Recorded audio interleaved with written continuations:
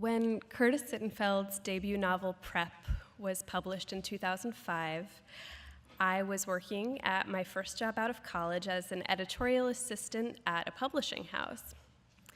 To get to my job, I took the G to the 7 to the 1 train, a punishing commute that afforded me many opportunities to observe what books people were reading on the subway.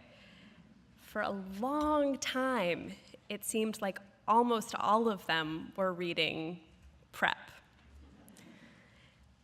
Its title, its iconic cover with that grosgrain ribbon belt in bright pink and green, repelled me, almost as much as its popularity did.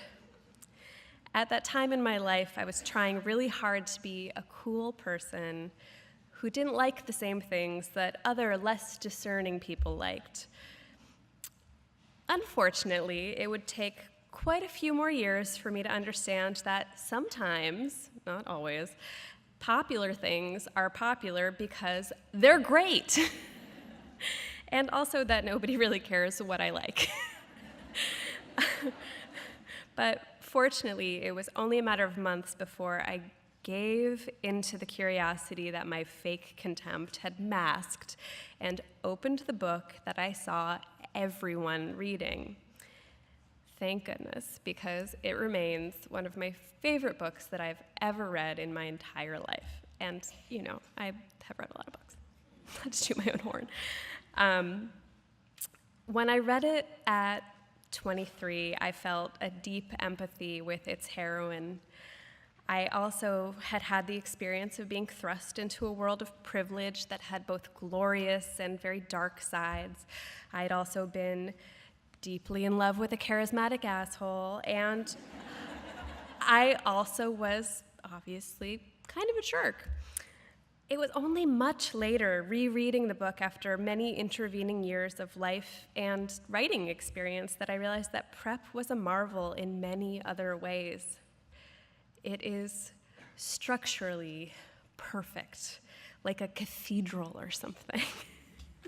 When I think now of the person who was so put off by that belt on the cover and what she might have missed, I have to repress a shudder. It's like if you went to Florence and didn't go to see Michelangelo's David because the line was too long, which, to be fair, is also something that I have done. I have now read all of Curtis's published work, all of her novels and essays and book reviews, and now her masterful book of short stories, which she's going to read from tonight. I love all of them, and I find in them the same blissful combination of feeling understood on a deep level and also completely awed on the level of craft. She also sometimes DMs me on Twitter. I'm incredibly blessed. Curtis was originally attracted to my work when I was a gossip blogger because she cares about celebrity gossip in a scholarly and non-superficial way. This is because Curtis is a student of human nature. Soon after I made her virtual acquaintance, Curtis took me by surprise by sending me a book that she thought I would like, Milena Watrous' fantastic novel, If You Follow Me. She actually went to the post office and mailed me, a stranger, this book and enclosed a postcard on which she said something like that she was interested in establishing something that she called the Old Girls Network to counteract the prevailing trend in literary publishing that then, as now, tends to take men's novels more seriously regardless of their subject matter. Curtis has quietly done more to build and maintain this network than anyone else I've ever met. In addition to her work and her life, she has found time to be a mentor and a teacher. As fans of her work know, it's hard to ever discern what drives anyone's behavior. And it seems overly simplistic and even a little condescending to call anyone a good person. Unfortunately, though, There is no other way to describe Curtis. She is a genius and a good person. And I will always be grateful that I am living to witness the ongoing unfolding of her brilliant life's work. Whatever else this era doesn't have going for it, at least we have Curtis Sittenfeld. And also Beyonce. Now, without further ado, Curtis Sittenfeld.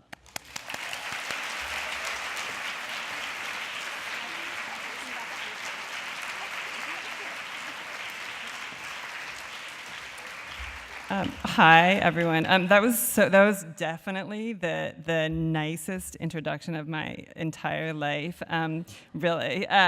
And so I'm so excited to be here. I love Emily's writing, and Emily, but I've been a huge fan of hers since she was since she was in her early 20s. And I love Lorrie Moore's writing, and I love Meg Wolitzer's writing, and I have never lived in New York, and I've never until tonight set foot in this building, but I've mostly lived in the Midwest. I've also lived a little bit in Boston and Philadelphia and DC, and at different times in my life, I would read the sort of listings in the New Yorker for readings in this city, which I could never, of course, attend. And one time when I lived in Iowa, literally there was, I think it was a night celebrating Alice Munro. This was in 2001. And I think I was a graduate student, or I think I had just finished graduate school. So I couldn't, it wasn't like nothing to just buy plane tickets. But I bought 2 tickets to the event. And the closer the event, got, the more I sort of realistically understood that I actually wasn't going to go. And so my little sister was going to college in the area and sort of went on my behalf. And I was a little bit relieved to hear, selfishly, that Alice Munro herself was not in attendance that night, because it would have just tormented me too much. But it's so exciting that it took me until I'm 42 years old, but here I am. And that was such an incredibly beautiful and I hope true, but definitely flattering introduction. I recently, so I had my story collection came out just a week and a half ago, and books in the US tend to be published on a Tuesday, and on a Monday, by sort of a coincidence of timing, I went to speak to one of my kids' first grade classes about being a writer, which I almost feel like that should be like a requirement of the day before your book comes out. You should have to go talk to a first grade class to sort of put it all in perspective. And so the teacher said to my daughter, "Do you want to introduce your mom?" And this was the introduction in its entirety.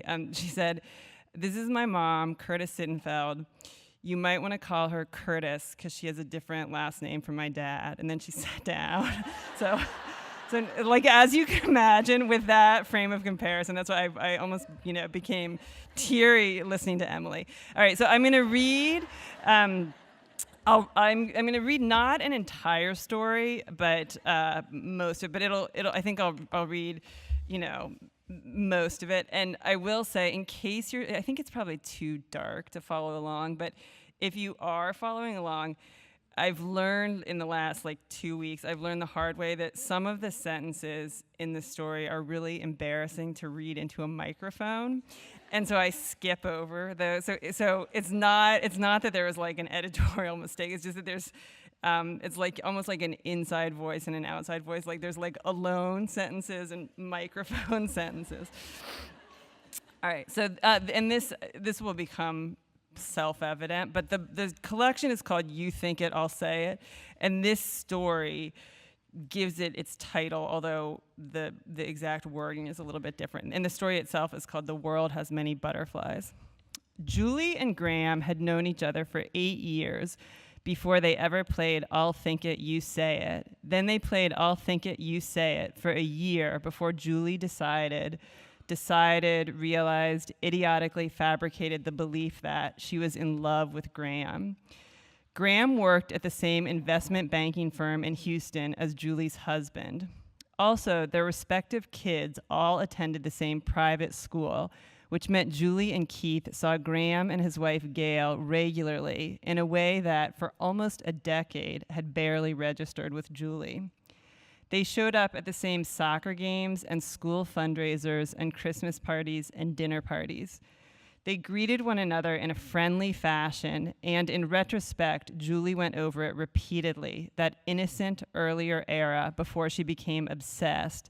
She thought of Graham as slightly more appealing than most men, but neither fascinating nor smolderingly handsome. Even later, Julie considered Graham and Keith comparably attractive if your thing was preppy middle-aged men, which hers apparently was. It was at Brett and Tracy Hutchinson's 20th anniversary party at River Oaks Country Club that Graham appeared beside Julie and said for the first time, "I'll think it, you say it." Julie was standing alone momentarily because the babysitter had texted to ask if her youngest child was allowed to go to sleep with the light on in his room. Graham nodded his head once toward an unofficial receiving line that had formed around the party's hosts. "Well, for starters," Julie said, "I'm surprised they decided to throw this party because I was always under the impression Brett and Tracy kind of hate each other." She glanced at Graham before adding, "I assume they're celebrating what, a total of 3 happy years together?" Graham raised his eyebrows. "I'd have estimated 1, but sure, let's round up." "And even though they're both tedious, they're tedious in such distinctive ways," Julie said. "With him, it's like all roads eventually lead to a disquisition on the pleasures of hunting white-tailed deer. But apart from being bloodthirsty, he's really gentle and has such good manners. Whereas with her, all roads lead to her gifted children, and she's so aggressive and braggy. Literally, she's probably told me 12 times that Mr. Vaughn said Fritz is the most talented math student he's ever had." Julie took a sip of her champagne before adding, "To be fair, Tracy does look great tonight. Her Spanx must be killing her." "But she looks great." "What are Spanx?" Graham asked. "Seriously? They're shapewear." Julie made air quotes. "They smooth out your womanly lumps and bumps." "And here I thought womanly lumps and bumps were one of life's great gifts," Graham said. "Depending on the location." When Julie and Graham's eyes met, she said, "Who else?" Graham nodded toward another guest and said, "Ann Pyland." Ann is an interesting case because every other time I interact with her, I either get a kick out of her or I can't stand her. So in the end, even though she's better and worse than most people, she's average. When she's in a bad mood, she doesn't hide it, and I'm not sure if I'm jealous or appalled. Again, Graham nodded once. Rob Greffkamp. He's wondering how many drinks he needs to consume before he can forget his moral ambivalence about working for Halliburton.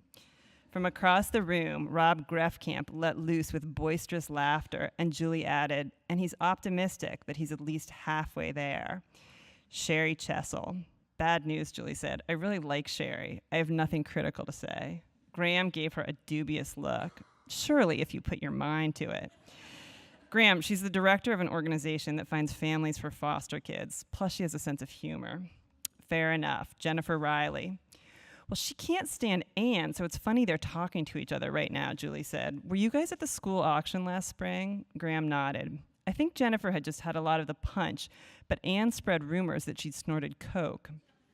"Man," Graham said, "you're good." By which I assume you mean I'm a huge bitch who usually manages to keep her bitchiness concealed. Was Julie a huge bitch who usually managed to keep her bitchiness concealed? She truly didn't know. In the 8 years she and Keith had lived in Houston, she had never talked like this to anyone. She was simultaneously shocked by the conversation, shocked to be having it with a man, shocked by its effortlessness, and not surprised at all.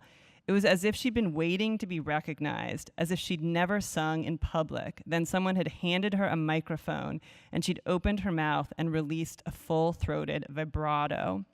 Except that her only audience was Graham, a familiar semi-stranger, which made the game a secret, which was the most fun part of all. Neither on that day nor in the future did they ever discuss the game's rules, yet clearly they both agreed what they were. Julie considered this complicity amazing, though she wondered if her bar for amazing was low. She did have friends, and they did gossip about people, but the way they gossiped felt superficial, imprecise, and gratuitously mean. Talking to Graham felt sincere and only incidentally mean. Also, there was a physical sensation Julie often had near the end of parties or kids' soccer games, what she thought of as tired face. She'd exerted herself, received little in return, and now wished to be alone, or at least to be in her car with only children, and preferably only ones to whom she was related.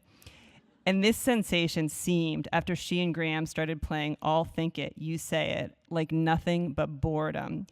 Was it possible she had been bored for the entire time she and Keith had lived in Houston, for her entire adulthood? Because alarmingly, I'll Think It, You Say It left her as cheerful and energized as a Zumba class. Actually, one of the things about giving readings is that you realize what words you're not completely sure how to pronounce. And I don't know if Zumba, anyway.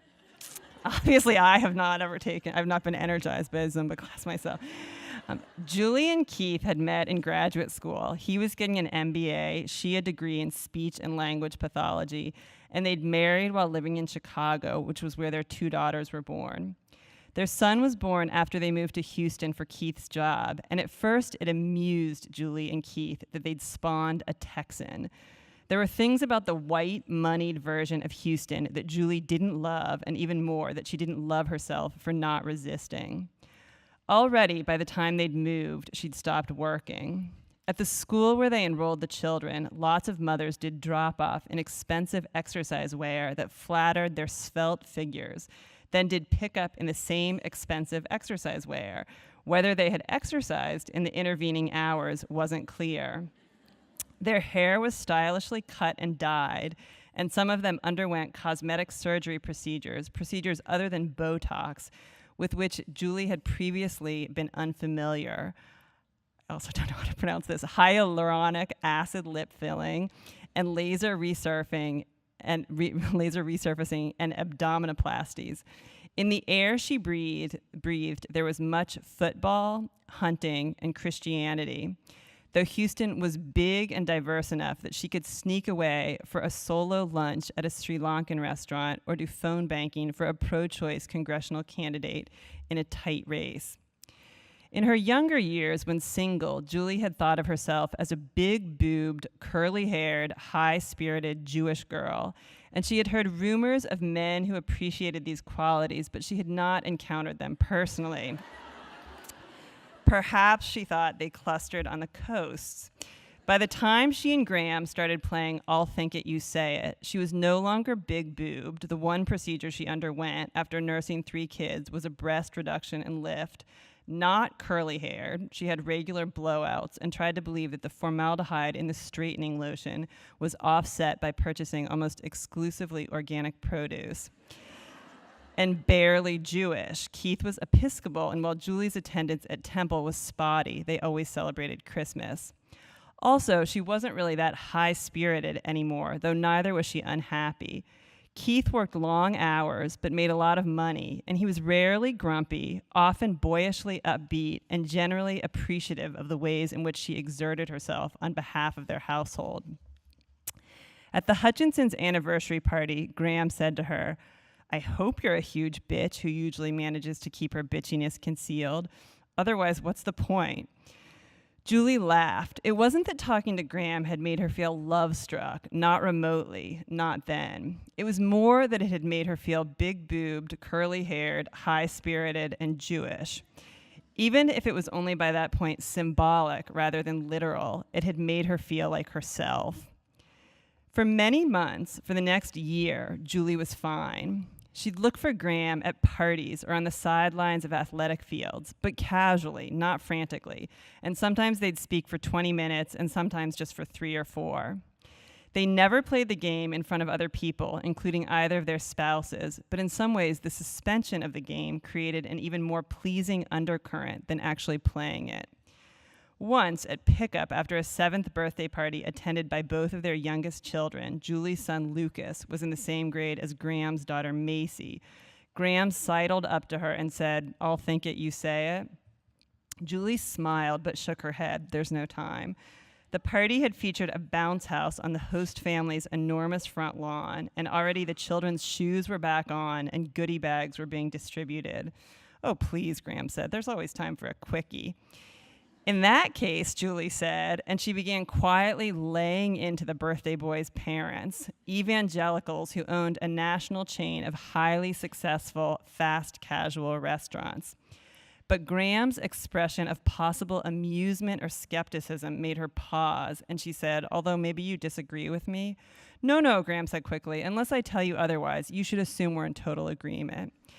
There was something strange about the happiness this comment induced in Julie, and it took her until later in the day, long after her departure from the party, to figure out what it was.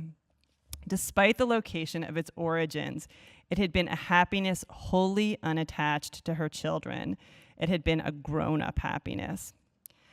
On the October night that Keith came home from work and mentioned that Graham and Gail had separated and were getting a divorce, he seemed to consider the news sad but unremarkable and was surprised Julie didn't already know. Julie's agitation was so immediate, extreme, and difficult to conceal from Keith that surely something untoward had been percolating in her all along.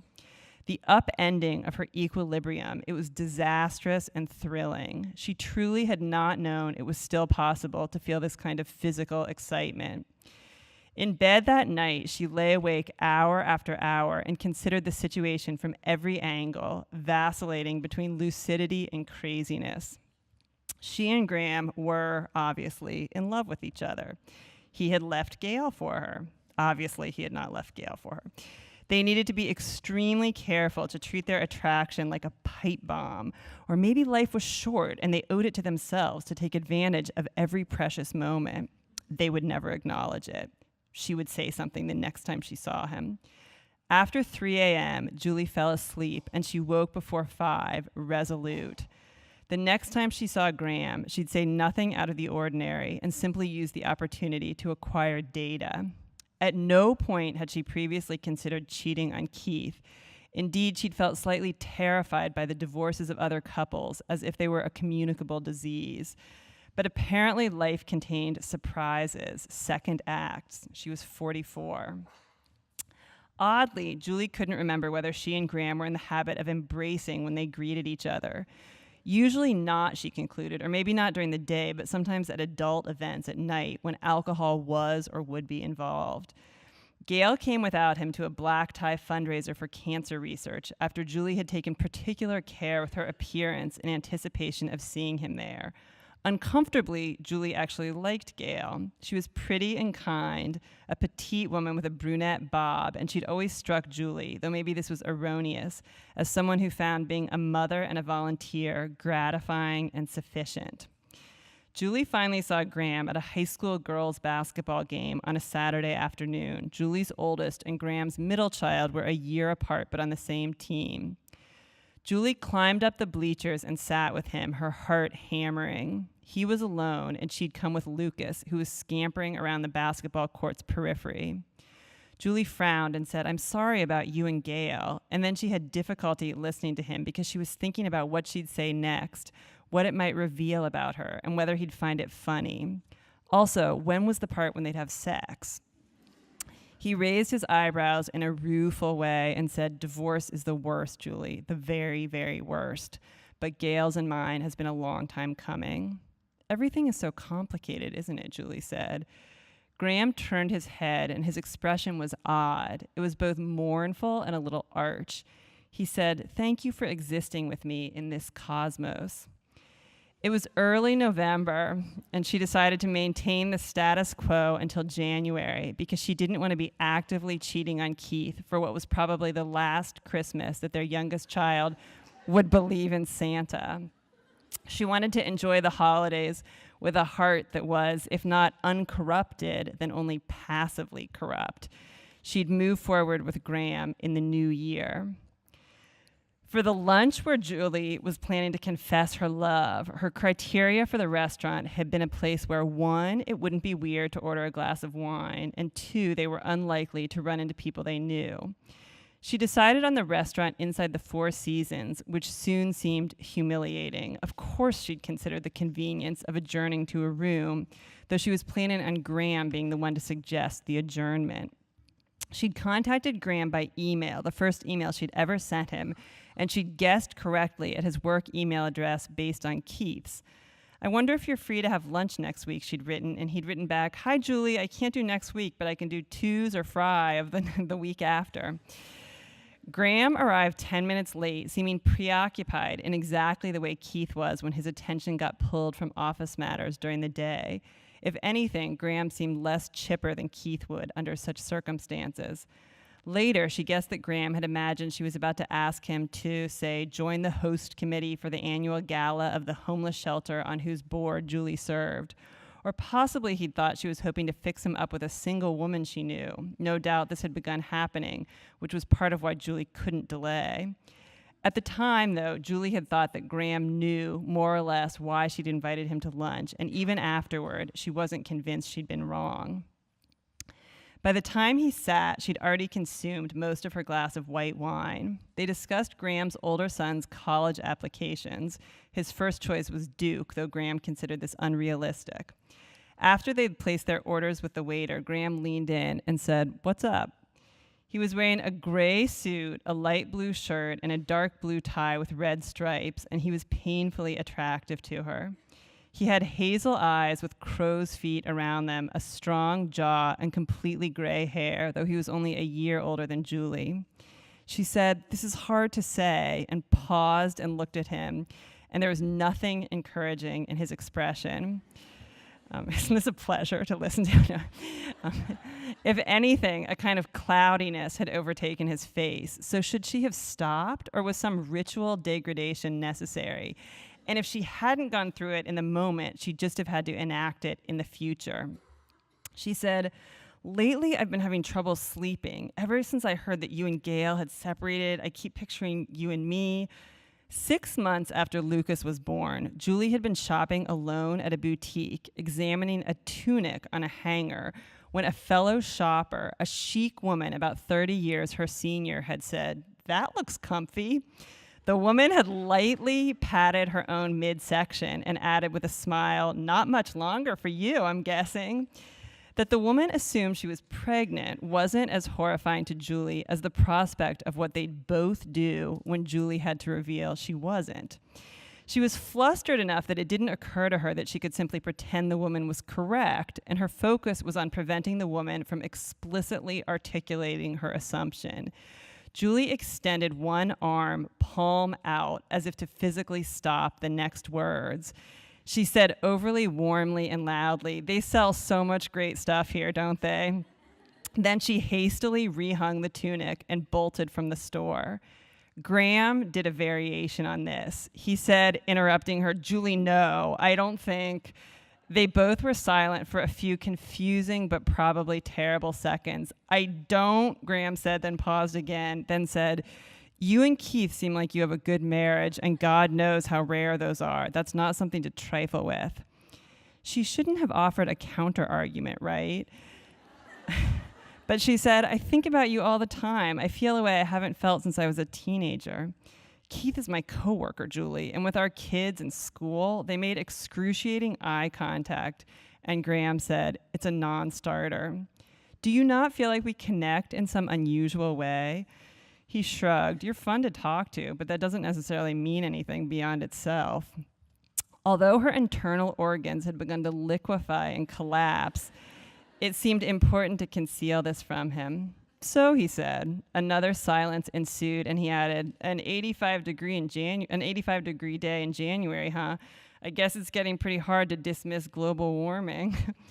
Astonishingly, they segued into an ordinary conversation, a conversation that under normal circumstances with anyone else would have given her tired face. He had ordered shrimp risotto, and she had ordered salad, and he picked up the check, which seemed unsurprising but still gracious. Also, astonishingly, even though the lunch had been worse than she possibly could have imagined, she didn't wish for it to be over. In spite of everything, she liked being in his presence. Outside, on the sidewalk, in what was obviously their last minute together, he said in a serious voice, "I want to make sure you know," and she thought he was about to provide consolation, "that it's not like I wish we could be together under different circumstances. I was never romantically interested in you. Never, at all. The sentiment seemed more legalistic than mean, not that the two were mutually exclusive. There was also something legalistic in the way he seemed to be awaiting her acknowledgement. Okay, she said. You realize, don't you, that you weren't saying what I thought. You were saying what you thought. I was just listening. Okay, she said again. Clearly, they couldn't kiss or hug. He looked at her with trepidation and concern, said, take care of yourself, and patted her shoulder. I'm going to stop there. Thank you all so much.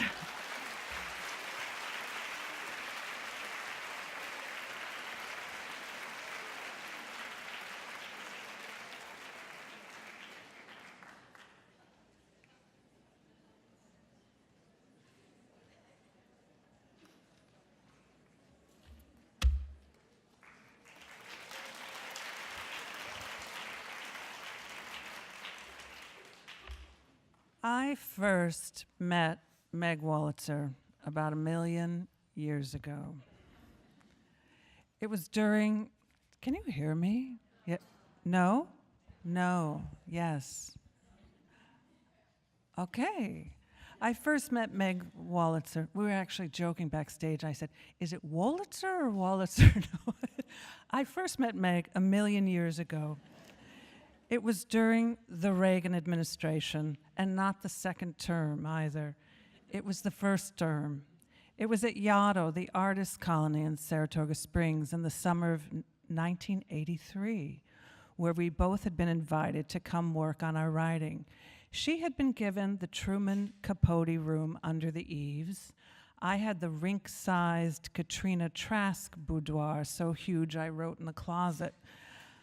I had recently finished graduate school, and she had recently finished college. She was the only one among the small group we formed there who already had had a book published. It was a novel called Sleepwalking, which began, they talked about death as if it were a country in Europe. I coveted the cadence of that sentence, and it made me understand that although of course she was precocious, she was also a kind of genius and was going to have a long career ahead of her. The rhythm of a sentence is of course key to both comedy and poetry. Comedy, I guess, would be a mix of comedy and poetry, and her writing had both. Plus she was professional, hardworking, energetic, on task, and productive, more so than any other writer I'd yet met, though I had not yet met Joyce Carol Oates. The others of us at Yaddo that summer were publishing in small journals with names like Mung Beans or the Blue Canoe Review, which as a Random House author, Meg tried to respect and not satirize, and for the most part succeeded. She loved funny gossip. She was not above a little harmless spoofing. She loved to sing. She loved to try to figure out the secret lives of the other Yaddo colonists, especially the composers. She wanted to know everyone's favorite Salinger story. She believed the world right at hand was an interesting place. These are the necessary qualities for a comedic narrative artist, and she had them in a big way. She had them in her bones. She also was charismatic, with a gift for friendship, and she was fun, she was merry, and game for anything. She never said no. She said, why not? And never waited to hear the reasons. People were unmysteriously drawn to her. Years later, when the novelist Julian Barnes met her in Canada, he emailed me right away. I liked the twinkle in her eye, he said. It is interesting to me that I met Meg in an organized group setting, since group settings are her big narrative subject, or at least her canvas. They are stand-ins for a larger class or society of people. Girls everywhere romanticizing depression and obsessed with Sylvia Plath, Sleepwalking. Friends who meet at a camp or school and then through the decades are witnesses to one another's triumphs and losses, as in The Interestings. Families generally and specifically, as in The Position or This Is My Life. Neighborhoods generally and specifically, as in The Uncoupling, and marriages that are always occupied by the many different selves both spouses contain. as in the wife. As a narrative artist, she is a supremely gifted stage manager. She knows how to get her characters anywhere in place and time. And her recent work, that is the work of the last 15 years, has been lit from within, not just with her standard warm and lively, socially observant storytelling, but a newer tone of grace, benevolence, and wisdom. I have no idea where this comes from. When it first started happening, she claimed it was due to some new unsweetened iced tea she had discovered. And she gave me several bottles of it, but it had absolutely no effect on me. Perhaps what Meg has written about through the years more than anything else, within the category of how we learn what we learn, is not just friendship, families, and fate, but also sex. Sex as in gender, but also sex as in sex. But she writes about it so gently, dispassionately, and naturally, that is, comedically, one hardly notices it as a separate subject from all the rest of American life she also includes.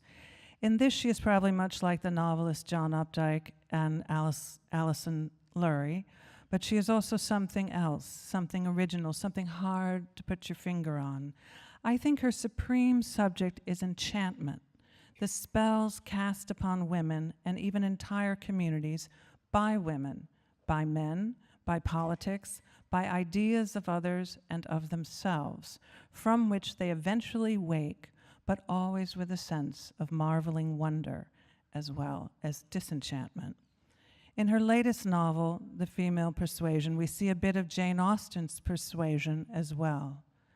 A story about women's relationships to one another, as Austen portrayed them, without men, and the complex roles of flawed mentors and mother substitutes in a world of young women desiring such figures. Meg has always perfected the comedian's voice of wised-up survival and is a master of simile and tone. Perhaps what she possesses above all is a quality of deep existential amusement fused with a quality of compassion for the usual disappointments of life. She seems expert at comedic writing's themes of small compressed groups at cross purposes, of fish out of water, of prolonged imposter syndrome, of elaborately held secrets. In art and in friendship, and despite seriousness in all things, she has always seemed in it for the laughs. My first spring teaching in Nashville, I received this email from her.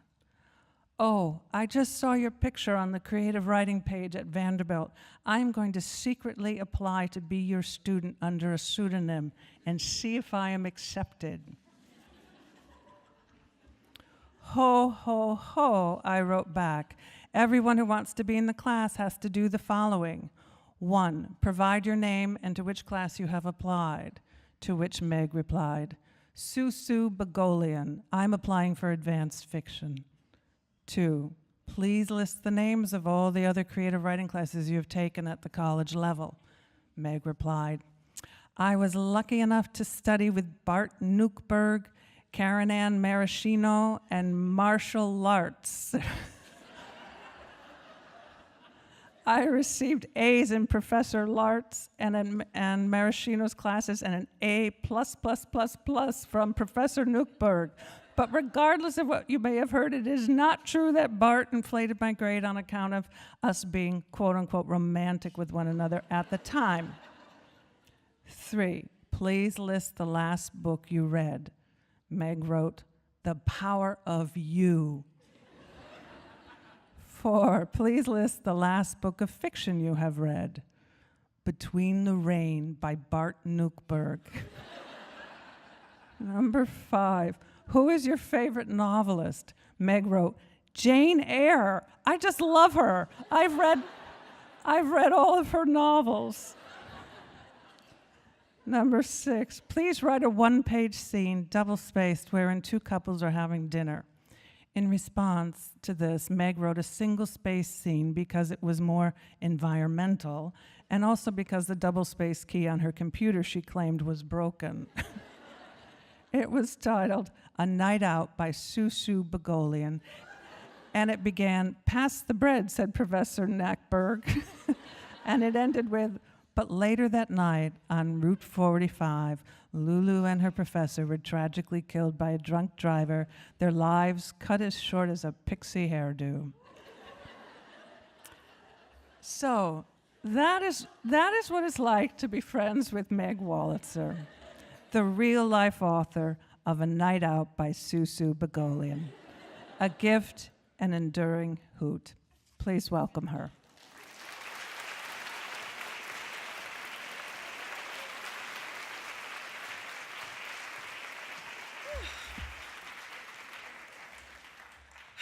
Well, I got nothing else. Thank you so much, Lorrie, and I'm thrilled to be on stage with all these writers I admire so much. So I'm going to give you a little bit from the beginning of my new novel, The Female Persuasion, and I've kind of collapsed the first chapter, but here's a little visual aid.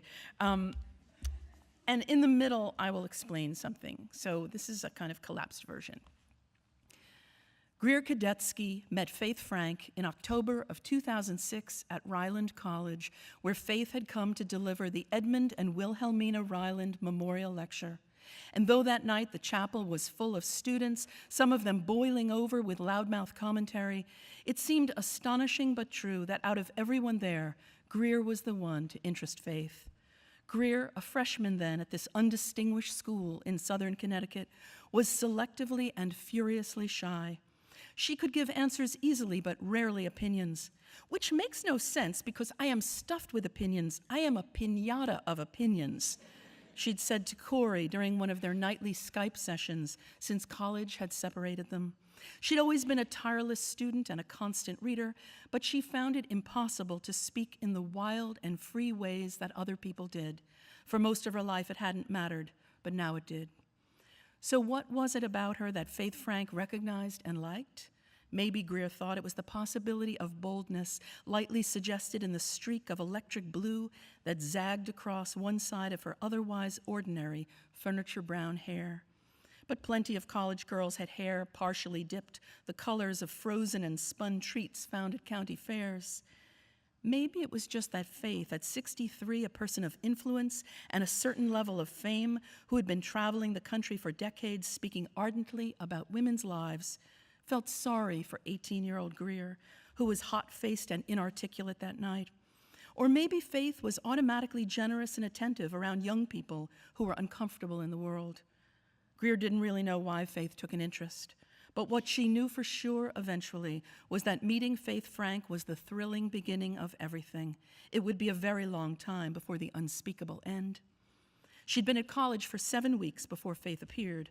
Much of that time, that excruciating build-up, had been spent absorbed in her own unhappiness, practically curating it. On Greer's first Friday night at Ryland, from along the dormitory halls came the grinding sounds of a collective social life forming. The class of 2010 was starting college in a time of supposed co-ed assertiveness, a time of female soccer stars and condoms zipped confidently inside the pocket of a purse, the ring shape pressing itself into the wrapper like a gravestone rubbing. Greer watched as everyone on the third floor of Woolley Hall got ready to go out.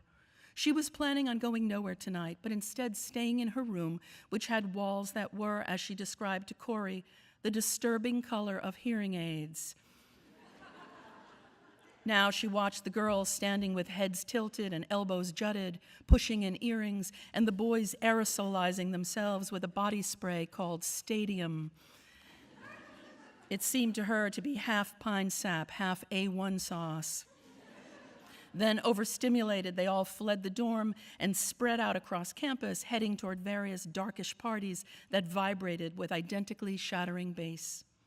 Suddenly now, 2 girls appeared, and Greer agreed to go out with them. And then there they were on the green. Greer, Z. Eisenstadt, and Chloe Shanahan made an unlikely trio, but she'd heard that this was typical of social life in the first weeks of college. People who had nothing in common were briefly and emotionally joined, like the members of a jury or the survivors of a plane crash. Chloe took them across West Quad, and then they looped around behind the fortress of the Metzger Library, which was all lit up and poignantly empty, like a 24-hour supermarket in the middle of the night. Ryland College was nobody's first choice. In daylight, students straggled to class along the paths of the inelegant campus, frequently wearing pajamas under their jackets.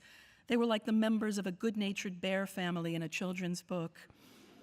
When nighttime fell, though, the college came into its own. The destination tonight was a large, corroding frat house thundering with sound.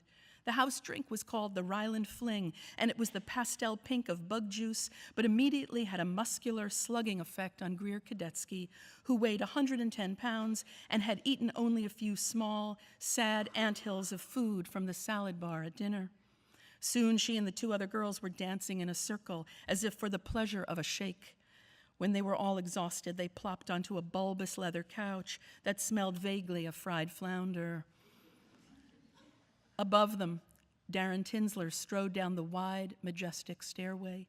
He hadn't been given significance yet, but was still just another frat brother standing in front of the amethyst-stained glass on the landing, thick-chested and with an overhang of hair and wide-set eyes beneath a backward baseball cap. He surveyed the room, then after consideration, he headed for the three of them and their concentration of femaleness. Chloe tried to rise to the occasion like a little mermaid lifting toward the ocean's surface, but she couldn't entirely sit up.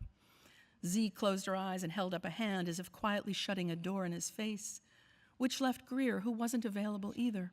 She and Corey were sealed together, and even if they hadn't been, she knew she was too mild and focused for someone like this, though she still looked appealing in a very specific way, small and compact and determined, like a flying squirrel. She had straight, shining dark hair. The shot of color had been added at home with a drugstore kit in 11th grade. She'd stood over the sink in the upstairs bathroom, getting blue all over the basin and the shower curtain, until, in the end, the room looked like the set of a slasher film on another planet.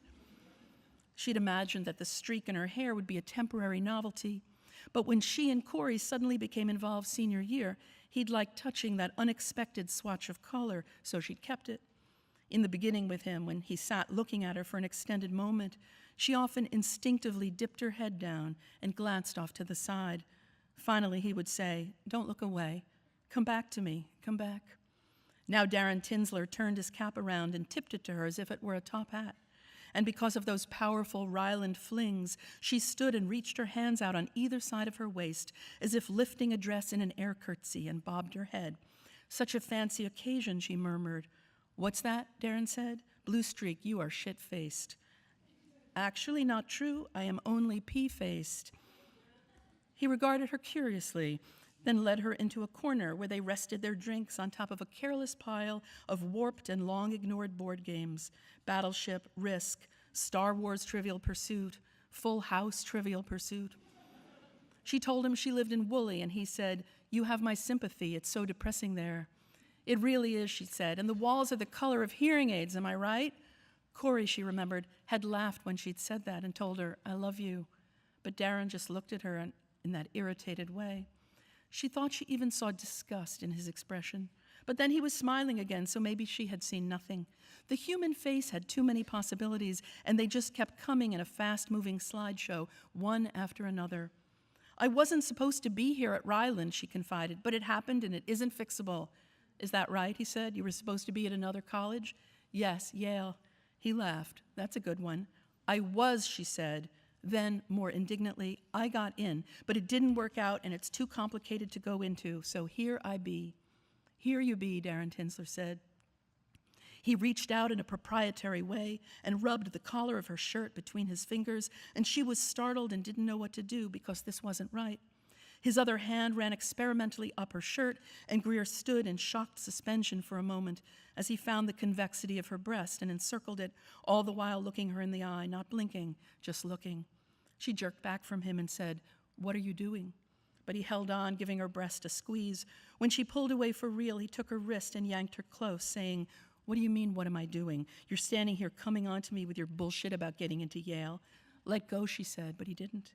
"No one else here is going to fuck you, Blue Streak," he continued. "You should be grateful I was into you for 2 seconds. Get over yourself. You're not that hot." Then he let go of her wrist and pushed her away. Throughout all of this, Greer's face had turned warm and her mouth had gone as dry as a little piece of fabric. She felt herself swallowed up once again inside the usual feeling of being unable to say what she felt. The room was eating her up, the room and the party and the college and the night.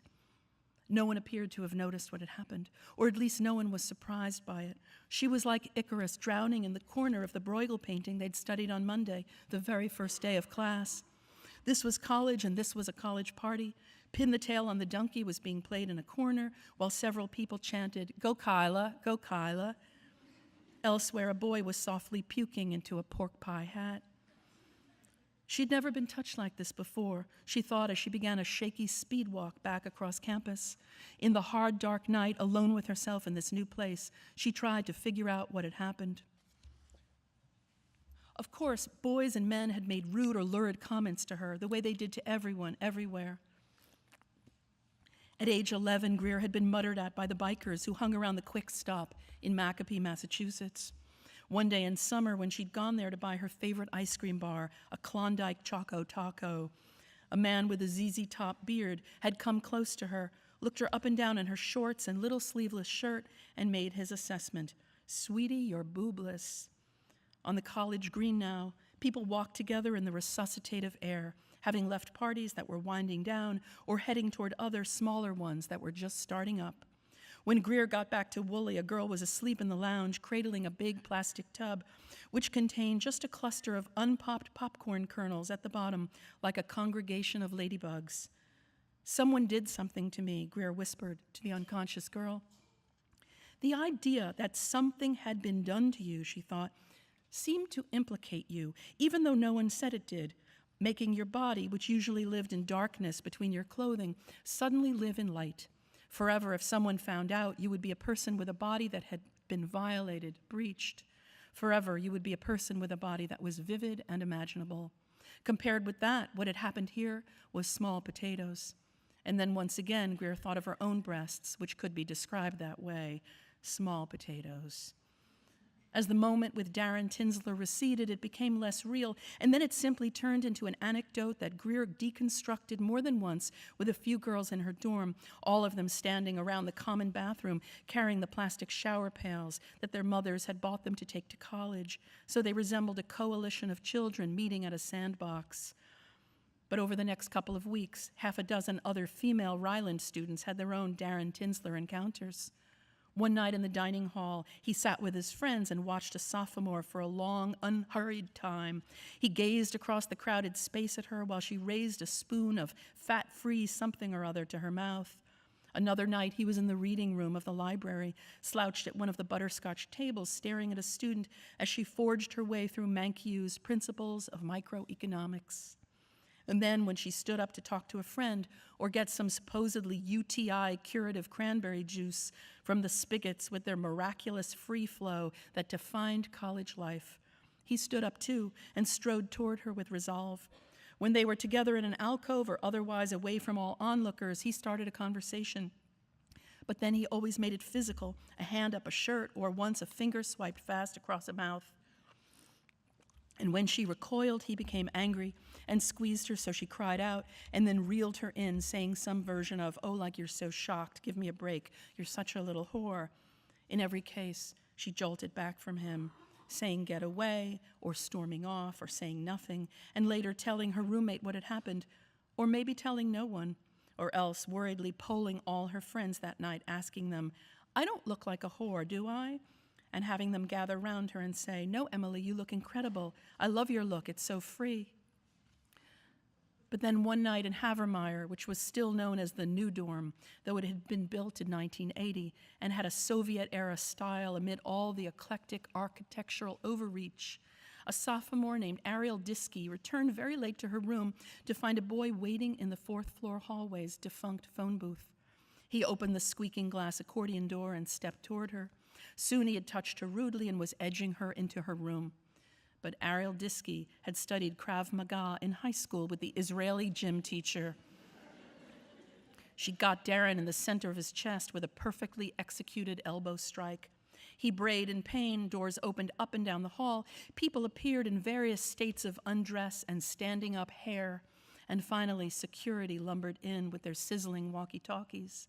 And though Darren Tinsler was gone by then, he was easily identified and apprehended back in Theta Gamma Psi, where he was pretending to be deep in a one-person round of Star Wars Trivial Pursuit. So the college holds a disciplinary hearing, and Darren Tinsler is allowed to stay on campus if he gets 3 therapy sessions. And Greer is upset.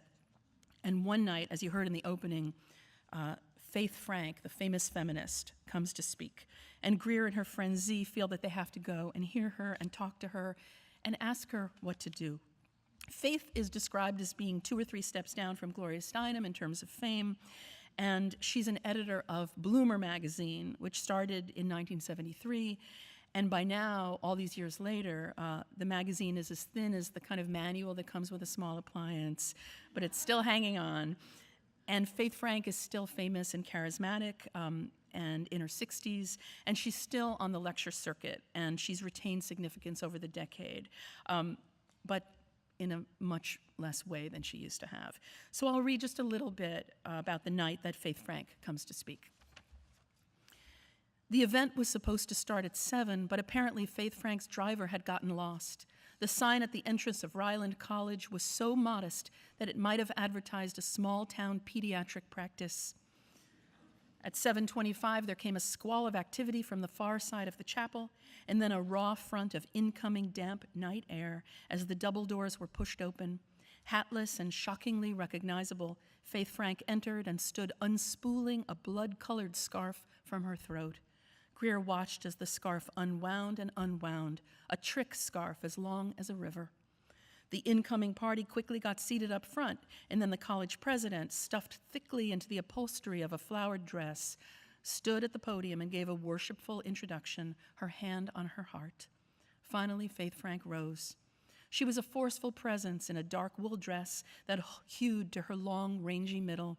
Of course, she wore her famous suede boots. These particular ones were smoke gray, though she still owned a whole color spectrum of boots, which let everyone know she'd once been a knockout, a sexual powerhouse, and maybe still was. The first thing she did up there was to smile down at everyone and say, "Thanks for braving the snow, extra credit for that." Her speaking voice was specific, appealingly throaty. Then she went quiet for a few seconds, and it seemed as if she was only just now coming up with what she might tell them. She held no notes. Apparently, she was going to wing it, which was unimaginable to Greer, whose intense academic life up until now had been spent making full, reassuring use of binders and color-coded dividers and highlighter pens that lent her reading material the colors of 2 different kinds of lemonade, a wash of yellow or pink. At the podium, Faith said, "Whenever I give a talk at colleges, I meet young women who say, 'I'm not a feminist, but,' by which they mean, 'I don't call myself a feminist, but I want equal pay, and I want to have equal relationships with men, and of course I want to have an equal right to sexual pleasure. I want to have a fair and good life. I don't want to be held back because I'm a woman.'" Later, Greer understood that what Faith had actually said in her speech was only one part of the whole effect. It was about more than her words. What also mattered was that it was her conveying them with such feeling to everyone in this room. "And I always want to reply," said Faith, "what do you think feminism is other than that? How do you think you're going to get those things if you deny the political movement that is all about obtaining that life that you want?" She stopped for a moment, and they all thought about this, some of them surely thinking about themselves. They watched her take a slow and deliberate drink of water, which was somehow, Greer realized, highly interesting. "To me," Faith continued, "there are 2 aspects to feminism. The first is individualism, which is that I get to shape my own life, that I don't have to fit into a stereotype conforming to someone else's idea of what a woman is. But there's a second aspect too, and here I want to use that old-fashioned word sisterhood, which may make you groan a little and head for the exits in a stampede." There was laughter. They were all listening. They were all with her now.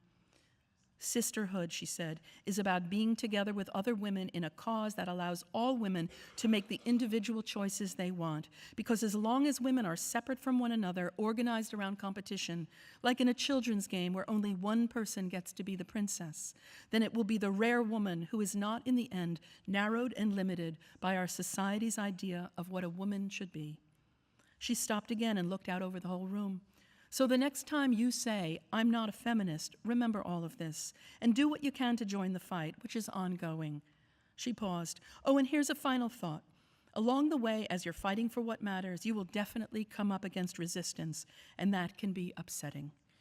The truth is that not everyone is going to agree with you. Not everyone is going to like you or love you. Some people will be really mad at you and maybe even hate you, and that is going to be hard to accept. But my feeling is that if you're out there doing what matters, if it's any consolation to you, I love you. She smiled a brief, encouraging smile at them, and that was it. Greer folded. She was taken in completely, taken up, wanting more of this forever. Faith had made her little joke about loving them, but as Greer listened to Faith, what she herself felt seemed closely related to falling in love. The sensation wasn't sexual, but the word love still seemed relevant here, love which pollinated the air around Faith Frank. Surely other people here felt it too, didn't they?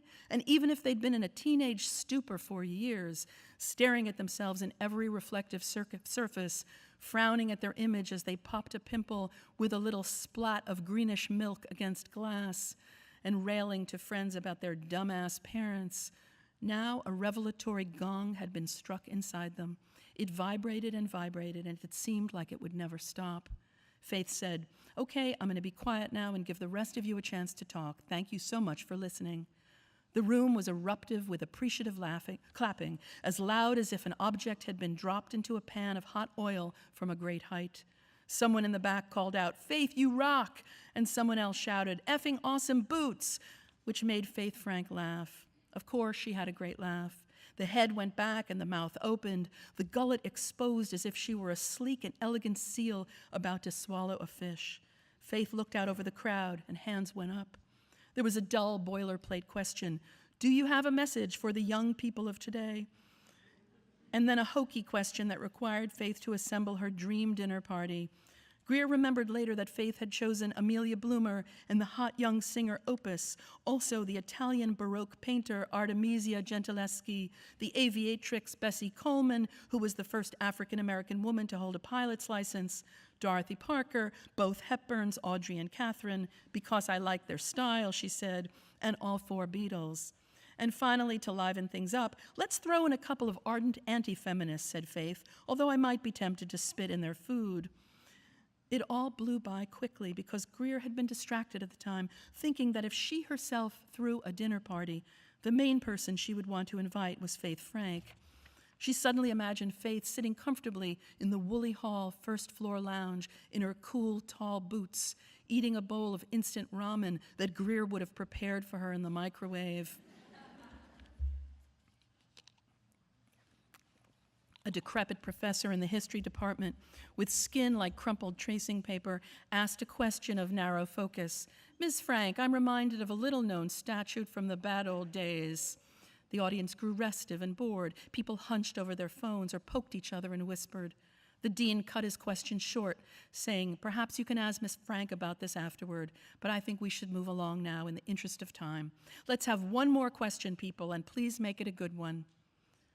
Greer's hand flew right up, her whole arm shaking slightly, but still she kept it in the air perilously. She wasn't going to ask a question exactly, only the vaguest approximation of one. She felt as though she needed to establish contact before it was too late. She couldn't let the night end yet, couldn't let Faith Frank get into her town car and be driven back through the gates of the college and away from here. Faith Frank looked out over the room then and saw her. Thank you. Thank you.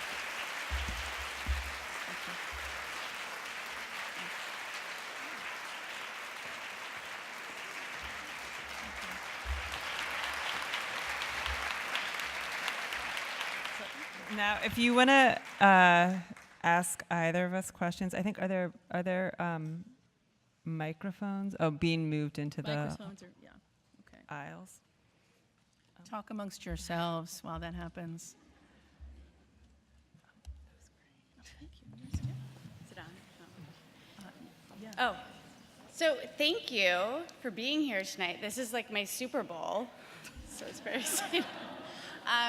So I just wanted to ask, I know you both have adaptations of your work in the mix right now. I know The Wife is being made into a film, I saw the exciting news about your work with Reese Witherspoon, so I was wondering if you could talk about that at all. Well, actually, Meg might be better at answering this question because I feel like this comes up a fair amount. Like some of my books have been optioned for TV or film, and my fingers are crossed, but nothing has come to fruition. And so I don't have experience with that part of it. And things have gotten to this sort of like script or screenplay stage, which is kind of interesting. I haven't written it myself. But as you mentioned, Reese Witherspoon's production company, which is called Hello Sunshine, optioned my story collection, or I don't know, I maybe did something more than option, but with Apple TV, which is going to be the next Netflix apparently. And so the idea is to make a show that Kristen Wiig is starring in, which I'm delighted. I mean, I was talking to someone earlier and saying there's really, I live in St. Louis, and the only thing for me to do is like sit in St. Louis and cross my fingers. Like I can't, but it's great. I'm delighted. So maybe you can. No. Yeah, fruition is really fun. So they made a movie of The Wife with Glenn Close and Jonathan Pryce. It's coming out this summer, and it's really great. And oh wow, yeah, it's fabulous. And the screenplay is written by Jane Anderson, who won the Emmy for Olive Kitteridge, right? And this book, Faith Frank. Nicole Kidman is planning on playing Faith Frank and co-producing it. So I always feel, though, when I read a novel, yes, I always feel this is great, getting applause for people I don't know. It's wonderful.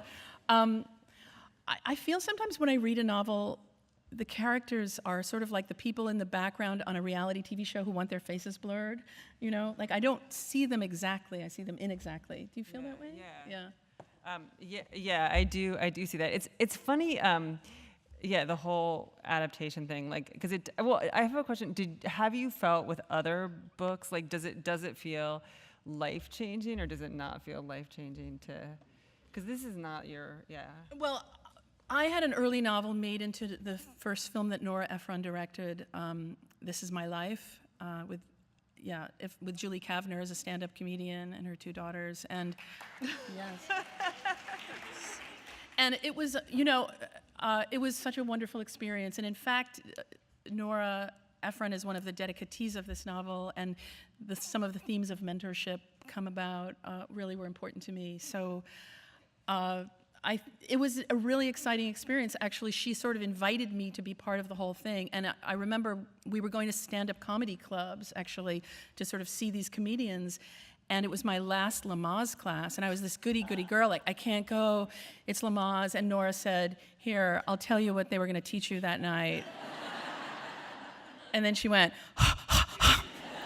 so I went with her, and it was childbirth was very difficult. Another person? Yeah. Curtis, since you have previously written novels, what made you decide to write short stories?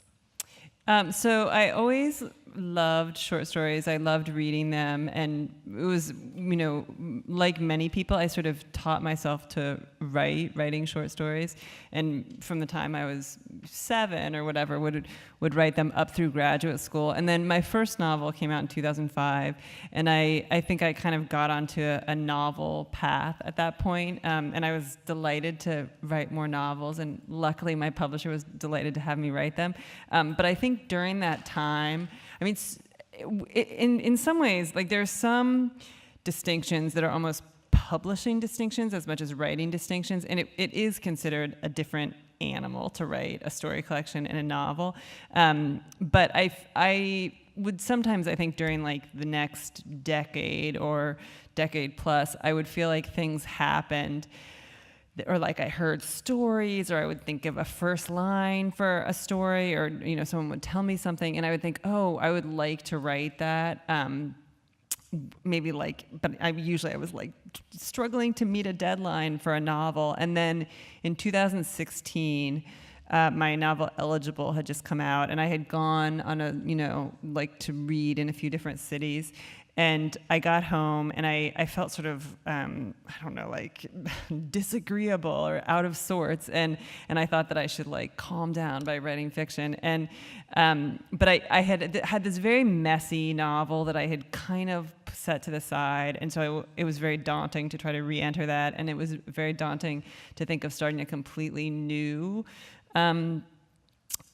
novel. And so I thought, I'm going to write a short story again after all this time. I had written a few that had actually been commissioned by editors, but it's in including, I'd written one for Esquire, where literally they said, will you write a story from the point of view of Hillary Clinton the night she's accepting the nomination to be the Democratic presidential nominee. But it was different to have something be completely my own idea. So I wrote this story that I called Gender Studies, and I submitted it to the New Yorker, which was something I had been doing for 20 years. I'm not continuously, because of course I had sort of stopped writing stories, but even then, my agents had submitted my novels to see if the New Yorker wanted to excerpt them, and the New Yorker would say, no, thank you. And so anyway, but they accepted one, which was this, shocking, exciting revelation. And that was so fun that I decided to write more and try to make it happen again. And actually, I'm not sure if I should, well, I think that's enough.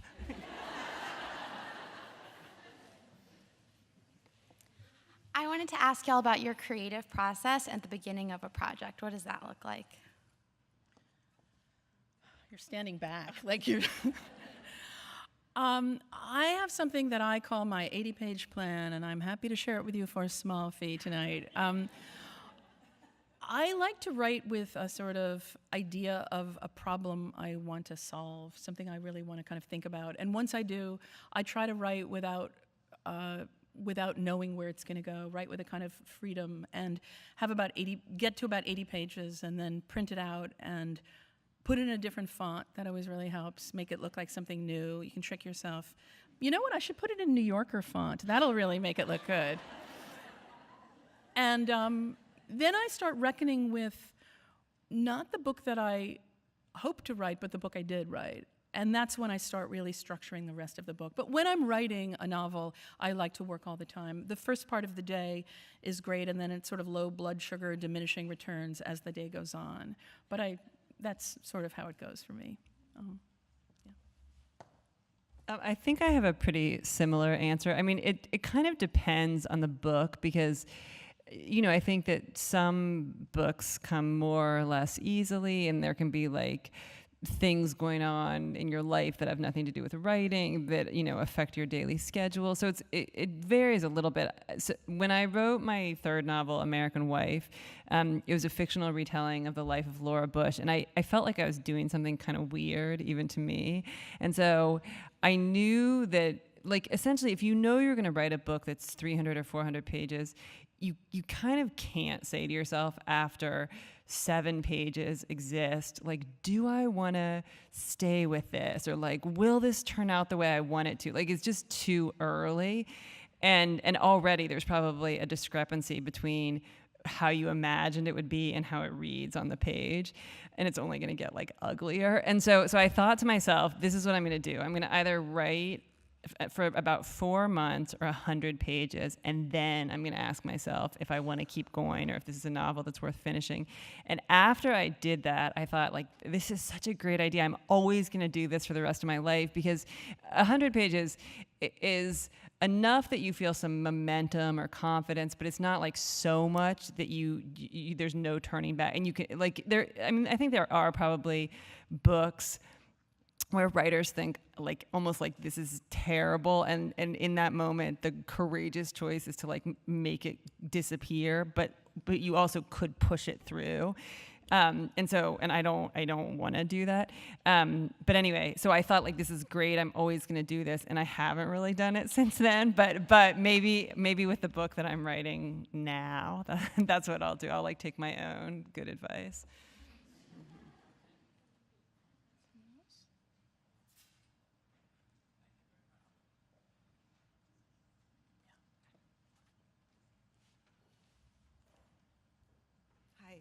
This is a question for Meg. I know your mother, Hilma Wolitzer, is a great writer.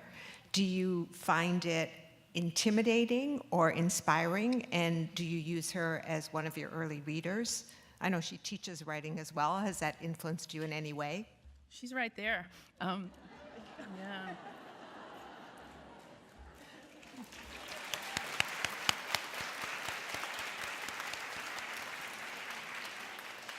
That was not set up. Look, they're so near each other. I do have things to say about my mother. But I'm going to have to ask her to leave. No, no. I have a lot to say about my mother always. So my mother started writing after not being encouraged to do so by her parents or encouraged to go to college, and she really is pretty much an autodidact, but she took some important writing classes that were really meaningful to her and started publishing short stories in the 60s. And her first story, to give you a sense of her mindset at the time, which was published in the Saturday Evening Post, the old, you remember that? Back then, women's magazines and magazines like that published great fiction. Like on one page, you'd have a Jell-O mold, and on another page, a story by Joyce Carol Oates. So her story was called "Today a Woman Went Mad in the Supermarket." So that gives you a sense of that she needed to break out of her bonds. And she did, and became a wonderful writer. And she was always really encouraging to me from the start. I mean, I always was writing. I wrote a serial novel on the way to school every day that was about the heirs to the Kraft cheese fortune. Perhaps none of you have read it. And I think I probably wrote it because I had a lot of macaroni and cheese back then because my mother was a fiction writer. But when I began writing, she was always so supportive, and there was a detail that I used in my novel, The Interestings, which did come from life, though most of it really in that novel did not. A woman stood up during the Q&A section after a reading that I did and said, "My daughter wants to be a playwright, but I know how incredibly hard it is to make it. What should I tell her?" And I said, "Well, is she talented?" And she said, "Absolutely." And I said, "Is this something she's burning to do?" And she said, "Yes." And I said, "Well, I think you should tell her that's wonderful, because the world will whittle your daughter down, but a mother never should, and mine never did." So that's the truth. And that is feminism in action, I have to say. Yeah.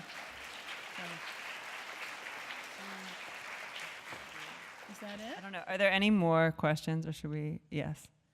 Sorry. I'm curious if either of you read Jessica Knoll's piece in the New York Times this week, which was about sort of the business of being a writer and a business of being a woman writer in particular, and how that sort of affects the two of you, if you ever consider the business piece, how you feel, given that you're both literary writers who have done well commercially, if you consider that and how you feel about that sort of with regard to how men's careers go, and if that's sort of something that's part of your thinking when you sit down to write or when you're about to put a book out into the world. I insist. Have you read the piece? I have not read the piece. I've been on kind of a perpetual book tour, but yeah, I thought about calling this the Male Persuasion, but I don't know. No, I didn't read it, so... I know, actually, so on Saturday, I think when it went up, my dad emailed me and said, "You must read the Jessica..." But I've been traveling, and so I've been very disorganized. So, in fact, I have not read it either. So, I don't know, is there a way that you want to... I've heard that it's excellent, and I'll go and read it in my hotel tonight, but is there do you want to ask us, knowing we both haven't read it?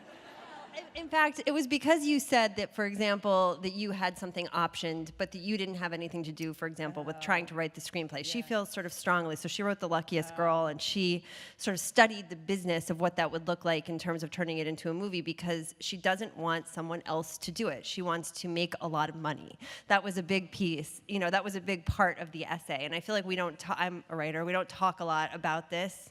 And I think women in particular don't talk a lot about the business side of being writers, and men often do, or either that or they're not asked to. And here I am sort of asking about that and whether or not that's a part of the way you're approaching your careers at all. So I mean, again, it's one of those things where the reality is, like, probably, if we were having drinks, I'd probably give a more completely honest. Or there's certain things that are true that I also can't say. But I will say, I mean, actually, so I visited, first I was a graduate student at the Iowa Writers Workshop, and then I was a visiting professor there, 9 years later or something. This was in 2010. And I felt like, actually, no one ever scolded me for this, but I gradually over time, I felt like I sort of reflexively would talk about publishing at times and not just about like the art and like the beauty of language. And like there are ways that I feel like, you can't, no one can game the system, or I think it's hard to game the system in terms of like to write something that will definitely be a bestseller. And in some ways I feel that I'm incredibly lucky that I can write things I want to write. And in a weird way, it's like a privilege to be able to write a short story collection because it's assumed that it won't sell as much as a novel. And so it's like that was an artistic choice that I'm lucky to be able to make. But I also feel conscious of the fact, this is by coincidence, that my first book was pretty successful, especially honestly, my wonderful publisher who I'm still with had relatively modest expectations.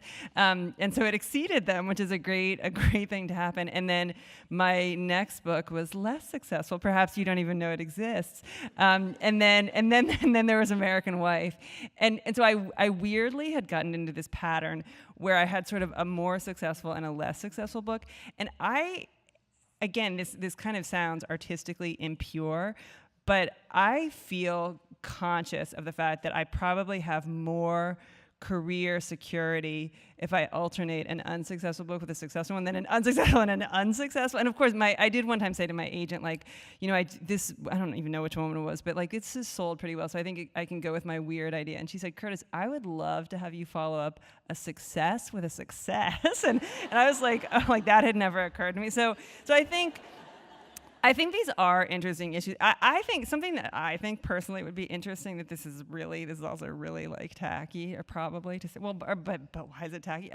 I mean, I would definitely be interested if someone said, here's a list of what like everyone in publishing has been paid for with their book contracts. I would be delighted to get my hands on that.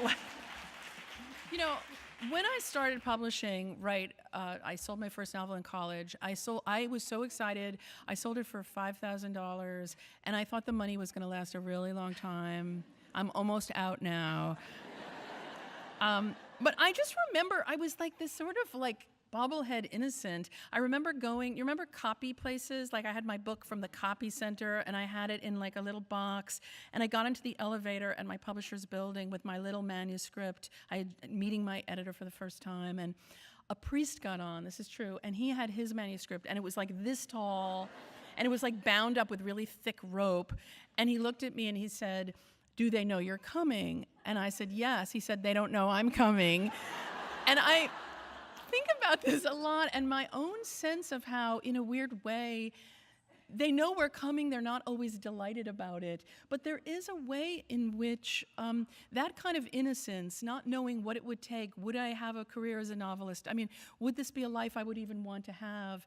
What about the money factor? I didn't think about it. I was very grateful. I felt lucky and successful by virtue of having sold it, and I made very little money and did all kinds of things. And then when you have kids, that really sharpens your focus, I have to say.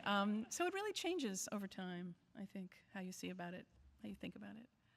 Should we have like one more question? Sure. I'm sorry, I have one more question. I feel a little bit like Greer Kudetsky. I'm a little nervous, I'm sorry. I love the work of both of you. I feel like I'm in rarefied air here. I reread your story, Curtis, Gender Studies, yesterday. I listened to it actually on CD. And as I was listening to it, I was reminded that I had read it in the New Yorker. And I have to say that listening to it now, after Trump has been elected president, and now I know why the New Yorker accepted that story. You know how the New Yorker feels about our president. But I recommend everybody read that story. And the ending of it, it's a story that you read to the audience here today, and at the end, which you didn't get to, the character is justifying her conduct, I guess, and at the end she says something like, and besides, he was a Trump supporter. And I listened to that and I said, oh my God, that's everything. And especially in light of the Me Too movement now, and the fact that you wrote that story in 2016, I just wanted to say that I thought you were prophetic, really prophetic. And my question was just whether you were working on anything maybe about Trump, because the New Yorker will publish it. Are you working on anything? I will just say this: at the end of my novel, the end of my novel sort of kind of pushes forward a little bit into the future, into what one of the characters calls the big terribleness. I don't think that novels are meant to track everything that happens. You don't want a novel to be a disposable thing, but I did want to sort of, since I had tracked what happens to women and the notion that sometimes things are a little better and then maybe they're a little worse, but what happens if the whole tablecloth is ripped out from under you? I wanted to show my characters moving into that future so it acknowledges that world and acknowledges Trump. But to that extent, yeah. Because I wrote a book loosely based on the life of Laura Bush, a lot of people have said to me, will you or do you want to write a Melania Trump novel? And the answer, and this is totally sincere, I definitely do not want to. And the reason, as I was saying, I'm so lucky that I get to choose the topics of my novels. And I feel like, I live in Missouri, but now I'm in New York. I would never pretend that I had voted for Trump, but it's like, of course I voted for Hillary. But I feel like Trump is like so, it's so consuming to think about him and so unpleasant. And, it's like the world feels so kind of, everything feels so alarming. And so I think, why would I voluntarily turn over like my writing time and my mental space to Trump, like in addition to my sort of nonfiction life, my fiction life? And literally, if you really like break it down and think about it, to write a Melania Trump novel is probably the most, it's like to like think like, I'm married to him. Like, it's to really like just ponder it for like a minute or two. So I actually, and this is true too, I'm writing a novel about Hillary Clinton, which kind of to my own surprise, I can't help myself, but the premise of it is so more Hillary Rodham. In real life, obviously, Hillary met Bill Clinton at Yale Law School, and they fell in love, and he proposed to her repeatedly, and she said no. And so the premise of my novel is, what if all of that had happened, and her final answer had been no, and then she had gone on her way. So anyway. All right. Thank you all so much for coming tonight.